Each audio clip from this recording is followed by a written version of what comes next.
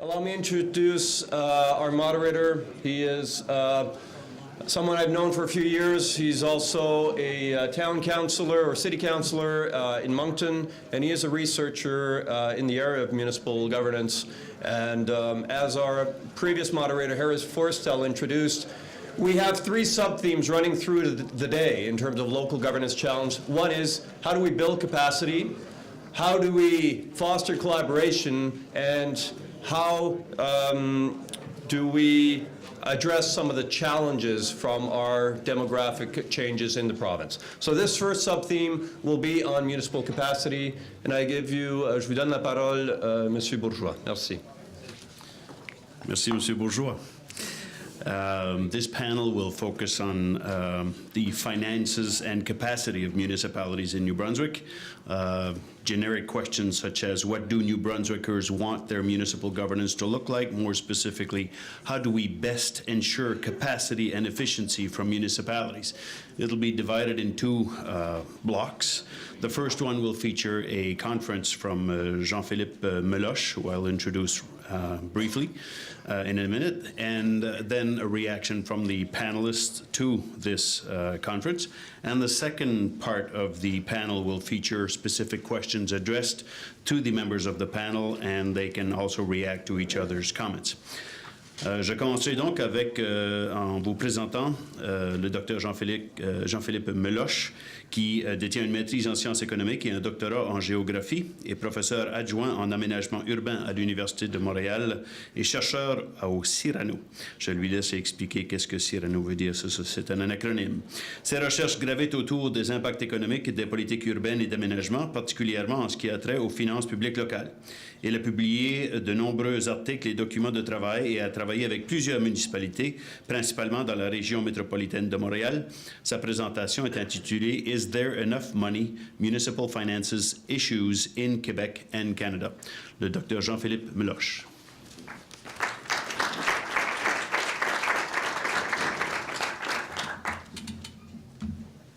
Merci beaucoup. Thank you. So I'm trying to set the table for a discussion on public finance here, local public finance.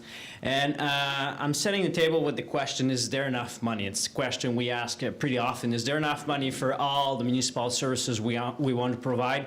Is there enough money for all infrastructure we want to build? And I'm not really giving a sure answer about it, but I'm trying to have an answer with some comparison between what happened in Quebec and some statistics here in New Brunswick. First of all, before we ask, is there enough money, what kind of money do municipalities have to ensure services? Well, I have here a chart for Quebec and New Brunswick. And what we find in Quebec is that 60% of all municipal-owned source revenues are coming from property tax or related taxes to property. And about 10% is coming from user fees or sales of services to citizens. And 15% is coming from provincial government transfer. And what we call municipal autonomy is everything except transfer. So 85% of municipal revenues in Quebec are autonomous revenue or own source revenues. And it's quite high, so we say that Quebec municipalities have a high level of autonomy. But if we look at New Brunswick, well, municipalities in New Brunswick have a higher level of autonomy. What we call the warrant here account for 80% of revenues of municipalities in New Brunswick. And user fees or sales of services to citizens account for less than 5%, and provincial government transfer account for less than 10%. So one question we can ask is not if there's enough money, but is this too heavy for municipalities to carry on? And I have a measure of the tax burden of municipal governments, which is the property tax revenue as a share of GDP. And the red line is the Canadian average. So in Canada, at the end of the 1980s, property tax revenues accounted for about 2.2% of GDP in all Canada. It raised a little bit by the end of the 80s and dropped a little bit in the 90s, and in 2008, this accounts for 2.3% of GDP in Canada.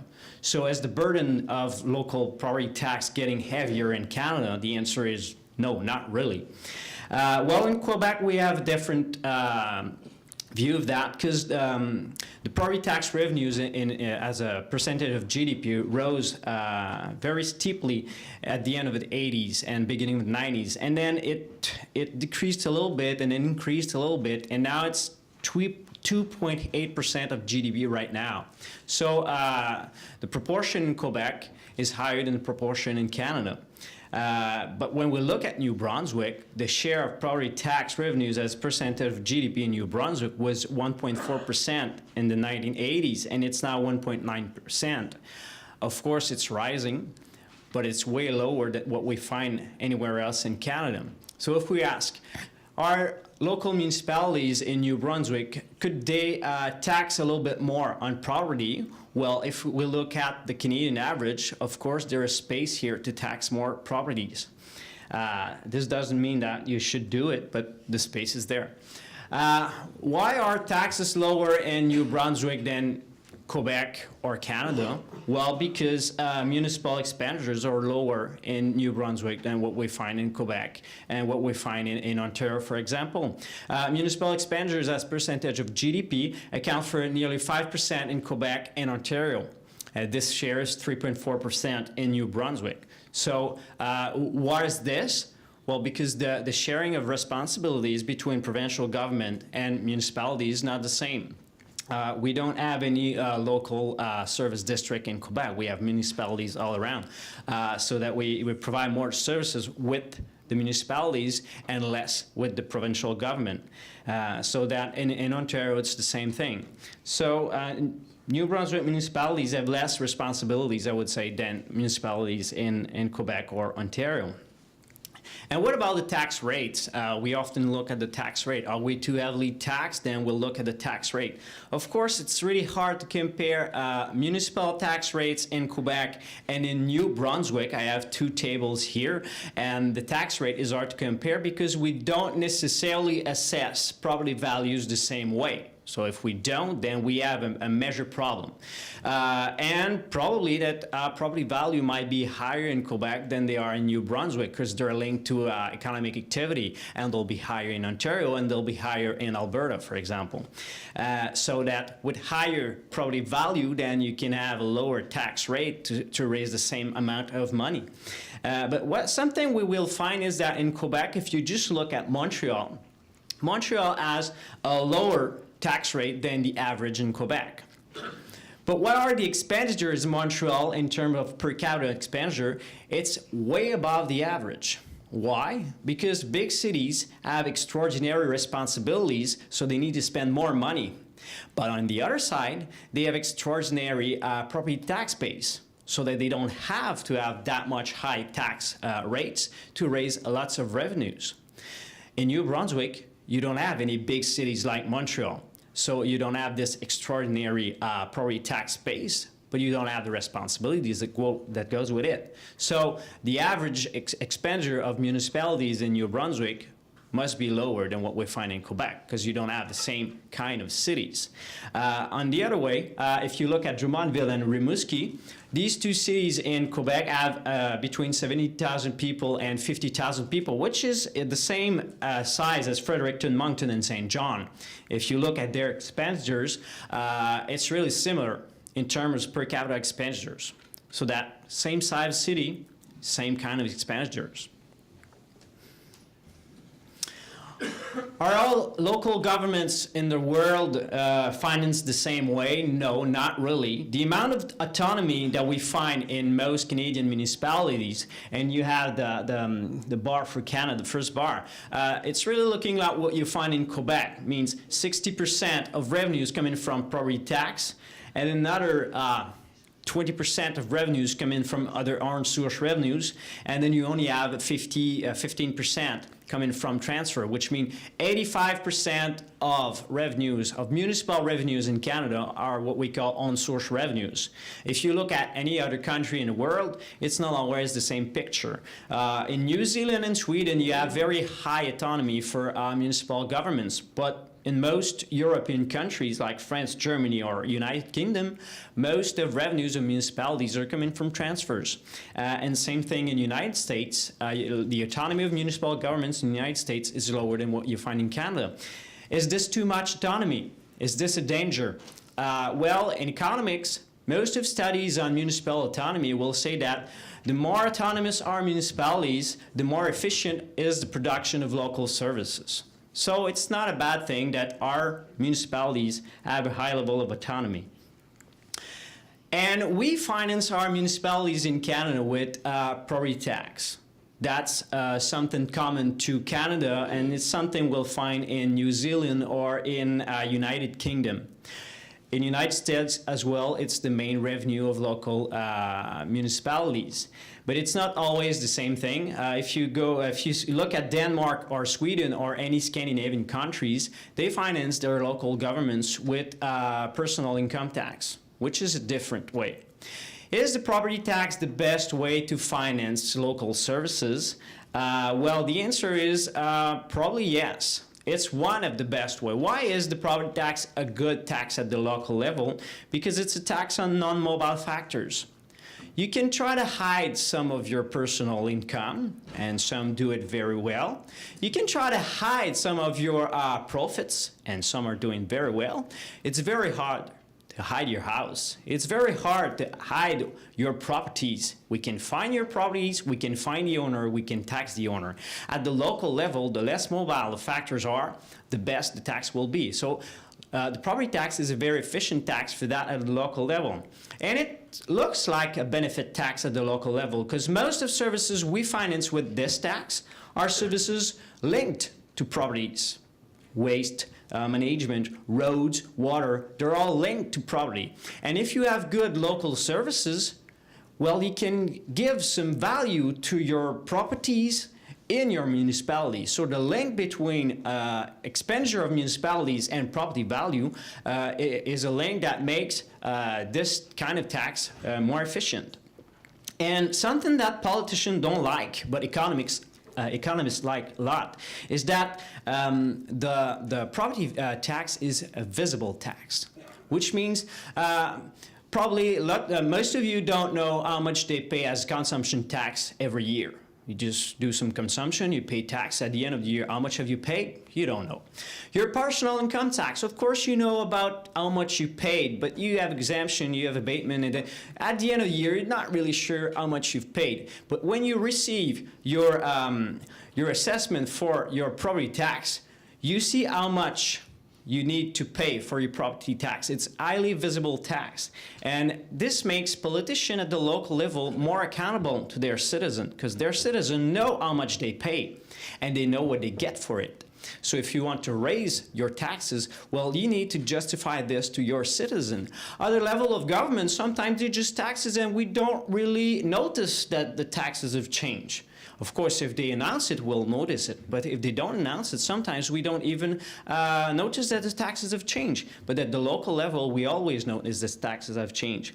And politicians don't like this because they sometimes like to take decisions behind closed doors. And the property tax don't necessarily allows this. And who pays the tax? That's a good question because lots of people will say, well, the property tax is unfair. Because poor people spend more money on housing, and then if we tax housing, we have a heavy burden on poor people. Well, there is a debate on that question, because some will say that the property tax is a tax on consumption of housing, for example, so that the poor will pay a heavier part. But some other will say that the property tax is a tax on capital, because the owner of the buildings will have lots of assets, and one of their assets is properties, but it's not all their assets. So if we tax properties, we tax financial assets, for example. And if this is the case, then the property tax is a fair tax. And we have no proof of either one or the other. So we don't really know if it's an unfair tax. We can say that it's unfair, but we have no proof of it. What about any other mean to finance local services? Except property tax, what exists? Well, user fees is the other main revenues for local governments. User fees are the fees, are the services that we sell to citizens, and then we charge them for those services. And as you see, in Quebec, we use more fees than the usage that is made in New Brunswick. And one of the explanation is because we have big cities. And in big cities, because most of user fees are coming from public transit and parking. It's hard to establish some user fees in low-density cities, because it's hard to charge for parking and it's hard to charge for public transit if you don't have any.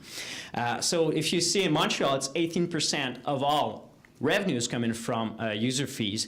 The average in Quebec is 13.9. But if you look in a city like Rimouski, it's less than 10%. So the bigger the city is, the more easier it is to implement some user fees. And what about debt? Are debts too heavy for municipalities? Well, this is a chart of provincial share of stock of municipalities or municipality bonds in Canada in 2008. And what you see is that about half of the bonds on the market have been issued by Quebec municipalities. Well, Quebec just represents 1/4 of the population of Canada, so it means that it's lots of debt. So most of municipal debt are in Quebec. Is this a danger? And of course, if we look at this, we'll say, well, Quebec municipality are near bankruptcy, but that's not true. Why? Because usually municipal debt are good debt. It's different from provincial debt. Usually they're not good debt. Why are local municipalities good debt? Because we have investment, we have infrastructure to justify these debt. The city of Montreal is have a very high level of debt, but it has a very high level of infrastructures. And if the city of Montreal could sell all its infrastructure next year, well, they will make a profit. They own more infrastructure than they have debt. So that's good debt. If I ask government of Quebec to sell all its infrastructure to pay for its debt, well, there will be a huge debt left at the end of the transaction. So that's why Quebec government, the provincial government, has a bad debt, while municipalities, even though they have a big debt, it's not a bad debt. And 1.2% in New Brunswick, which means that your municipalities are very not really close from bankruptcy. And then I'll try to answer my first question, is there enough money? Well, in economy, we always say that the needs are way bigger than the resources, which means that if one politician say, well, I have enough money for all or everything I've promised, well, I would say that politician is not enough ambitious. Usually, you need to go way further than what your resources can provide you. And politicians, we pay them for what? Well, to take decision. That's their main job. We don't have enough resources. Of course, we don't have enough money for everything we dream on or we dream about. But politicians will take decision on what we will do in the future with the resources we have. Of course, the project we have will go further than resources we have. And the thing is, the citizen will say yes or no. As long as they know how much tax they pay, as long as they know what politician would do with the money, they will say yes or no. And if they vote for the politician that say, I will lower your tax next year, well, that means that they have enough. They don't want any more. And if they vote for the politician that say, I will build a tramway next year and it will cost $2 billion, well, then we'll say that maybe they like to have some transit. They want to pay for it because they will vote for the politician that will put this in his planning. So is there enough money? It really depends.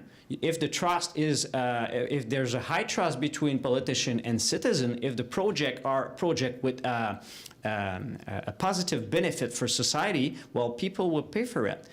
There's enough space on the tax field to raise that money, of course, but people will say no if they don't trust their politician. That's a big problem we have in Quebec right now, and they will say no if they have enough.